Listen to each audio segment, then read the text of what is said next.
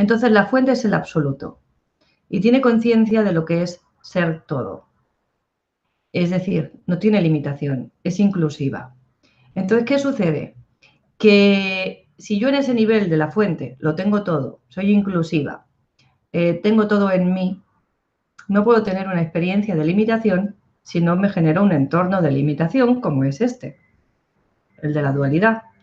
Entonces, esta experiencia de dualidad que tiene la fuente viviendo a través de nosotros, a la vez genera la fuente. Esto es complicado de experimentar, pero es una especie de bucle que se retroalimenta. Es decir, la fuente nos crea a nosotros y nosotros somos creadores de la fuente. Las gotas de mar, las gotas de agua forman el mar y el mar genera las gotas de agua y es un ciclo. Pues la fuente es igual. Entonces la fuente necesita tener la experiencia para tener la información para ser la fuente. Porque sin esa información no sería la fuente. No sé si me he explicado. Es complicado, es complejo y es un concepto difícil. Trataremos un día de hablar de esto, ¿no? Hay una película que, desde mi punto de vista, hablando de otro tema totalmente distinto, que son los viajes en el tiempo, explica muy bien este concepto que es predestinación. Se escribe predestinación, no sé cómo se lee, es predestinado, ¿no? O predestinada. Y está muy interesante, porque habla de los viajes en el tiempo, pero cuando la ves y termina, entiendes el concepto que os estoy explicando. Es muy sencillo de ver con esa película desde mi punto de vista, ¿no? Pero explicarlo con palabras es algo complejo, difícil. Madison, desde Argentina. ¿Cómo perder el miedo a la muerte? Bueno, el miedo a la muerte en realidad es un miedo biológico y natural. Si no tuviéramos miedo a la muerte, seríamos kamikazes y nos estrellaríamos, nos mataríamos a la primera de cambio, nos caeríamos por un terraplén, por un edificio, nos pillaría un coche o saldríamos ardiendo en cualquier instante. Realmente el miedo a la muerte garantiza tu supervivencia aquí, que es lo que explicaba antes. Otra cosa es que ya el miedo a la muerte te impida morir. Vivir. Cuando uno está tan pendiente de que me voy a morir, de que realmente no vive por ese miedo a morir. En el caso en el que ese miedo a la muerte genera esa parálisis, entonces ahí habría que tratarlo a nivel terapéutico, ¿no? Habría que trabajar ese momento y desbloquearlo cuando es en ese nivel, ¿de acuerdo? Pero si es un miedo normal y no te lleva más allá, realmente es un miedo biológico, es un miedo natural y positivo en el sentido de que garantiza tu supervivencia o de que procura que sobrevivas. Artanis pregunta, ¿entonces nosotros somos el caballo o el espíritu? Porque no comprendo bien, es demasiado avanzada la información para mí. Nosotros somos el caballo, que es el que aloja el espíritu, y el espíritu, que es el que, vamos a decir, el jinete del caballo. Somos las dos cosas. Pero son dos puntos de conciencia diferentes del mismo ser. Uno desde la limitación del caballo y otro desde la inclusión del espíritu, desde donde allí eres todo. Desde allí no hay miedo, porque como estamos ahí en ese nivel y sabemos que todo esto al final es una ilusión, no tenemos miedo de vivir la experiencia. Desde donde la tenemos es desde el caballo, el ego. Ese ego, ese animal que tiene pues eso, su personalidad, sus necesidades, sus miedos y sus acciones, el cuerpo. Desde ahí es de donde tenemos todos esos miedos y todos esos conflictos. Desde el espíritu no hay conflicto, es plenitud. John desde México. Entonces necesitamos experiencias cercanas a la muerte, ya sea de forma individual o grupal, para entrar en la búsqueda de la conciencia. Gracias, Yolanda. No las necesitamos. Lo que sí es cierto es que en muchos casos son un acelerador.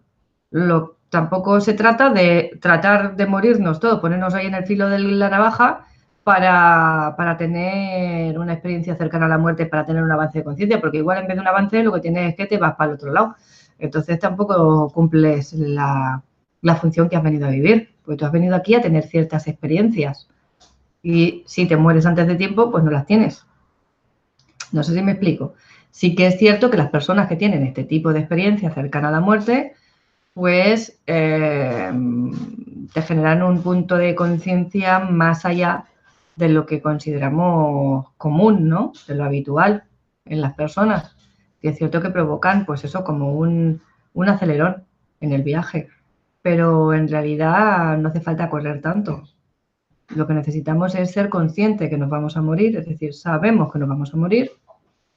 Y esto al final también es una cuestión de educación. Es una cuestión de cómo enseñamos a nuestros hijos, de cómo nos han enseñado nuestros padres. Y hoy estamos en una sociedad de las prisas, la sociedad de la tecnología, la sociedad de la distracción, en la que tenemos muchos distractores en nuestro entorno y nos pasamos el día pues mirando al techo, mirando a la máquina. O miramos para arriba o miramos para abajo. Es decir, o miramos para el techo los espirituales o miramos la maquinita, el móvil o el instrumento de turno, ¿no? Lo que no hacemos nunca es mirar para adentro. No nunca, pero muy pocas veces mirar para adentro. Y se trata de eso, de estar entrando hacia adentro, conectando con esa parte interior nuestra, con esa parte esencial que en realidad es la fuente, y a través de ahí pues empezar a vivir desde otro punto de vista. Entonces, eso es lo que yo considero mi punto de vista, ¿no? Cada uno. Rocío, desde España, pregunta, ¿sabes o qué opinas sobre los llamados fractales del alma? ¿Somos la mayoría de nosotros fractales del alma? Todos somos fractales del alma de la fuente, del absoluto. Es decir, todos somos fractales de ese absoluto. Entonces, desde ese punto de vista, podríamos decir que sí. Creo que te refieres a esto, no sé si te refieres a otra cosa.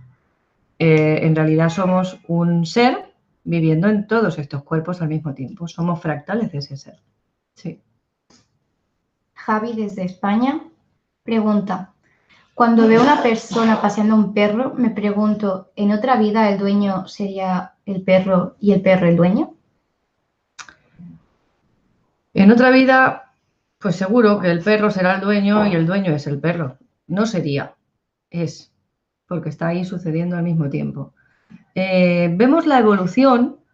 A mí esto es algo que me resulta un poco que no acabo de estar de acuerdo. Todavía no lo tengo muy claro del todo, ¿no? Pero lo que tengo claro o lo que pienso hasta el día de hoy es que nosotros vemos la evolución como que empezamos, no vosotros, sino que como se ve ahora mismo la evolución dentro de la espiritualidad es, empezamos siendo piedra, después somos planta, después pues somos animales y lo último somos personas. Desde mi punto de vista es más bien al contrario. Para mí, lo más avanzado a nivel espiritual sería las piedras, los cristales, el planeta. Tiene una conciencia mucho más avanzada que nosotros, mucho más pura. Incluso las plantas tienen una conciencia mucho más avanzada que nosotros. Y los animales no hay más que verlos. O sea, es impresionante las lecciones que podemos aprender de ellos. Entonces, tenemos mucho ego y somos tenemos mucho complejo de superioridad, pero en realidad no somos lo más avanzado de la creación. Entonces, esa es mi percepción. Lo que pasa es que todavía no lo acabo de tener muy claro porque no sé si me falta alguna info. Pero lo que he percibido hasta ahora, lo que me ha llegado, va en ese sentido. Leonor pregunta que ¿qué determina que tengamos esas experiencias? ¿Es por no ver señales previas? ¿Experiencias de qué tipo? ¿Qué determina?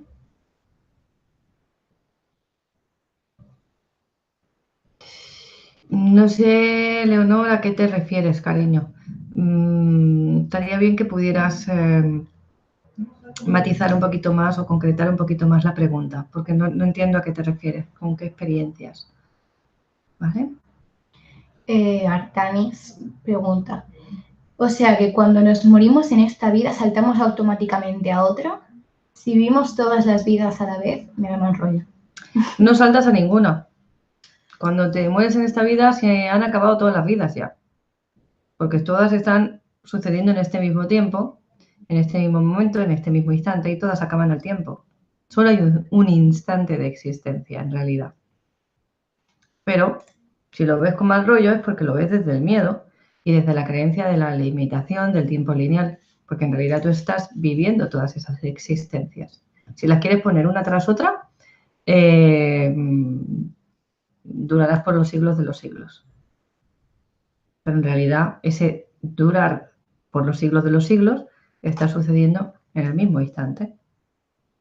Javi, desde España, voy a preguntar. ¿Las personas que maltratan a personas sí o animales han sido maltratadores o maltratados en otras vidas? ¿Y como recuerdo vuelven a maltratar? Bueno, puede ser que sea eso o puede ser simplemente que sea su experiencia. Como te digo, como todos somos la misma persona, tú has sido maltratador y tú has sido maltratado. Entonces, en cada una de las existencias estás viviendo una experiencia diferente, porque aquí estás para vivirlo todo, para tener cada una de las experiencias, no solo una. Dentro de este cuerpo tienes una experiencia, pero dentro de cada uno de los cuerpos tienes otra. En mi cuerpo estás teniendo otra experiencia, en el cuerpo de Giselle estás teniendo otra experiencia, en el cuerpo de Luis estás teniendo otra experiencia. Porque en realidad eres el mundo. Todo lo que hay sobre el mundo y en el universo. Lo que hay, lo que ha habido y lo que habrá. Entonces, desde ese punto de vista, eres cada uno de esos. El maltratador, el maltratado, como decía antes, el pájaro en la jaula, el muerto en el entierro, el niño que acaba de nacer, el que pide para comer, el que duerme en los cartones. Eres el mundo. Rocío dice, no es la pregunta, Yolanda, me refiero a que si somos cada uno de nosotros un fractal o una parte de un alma.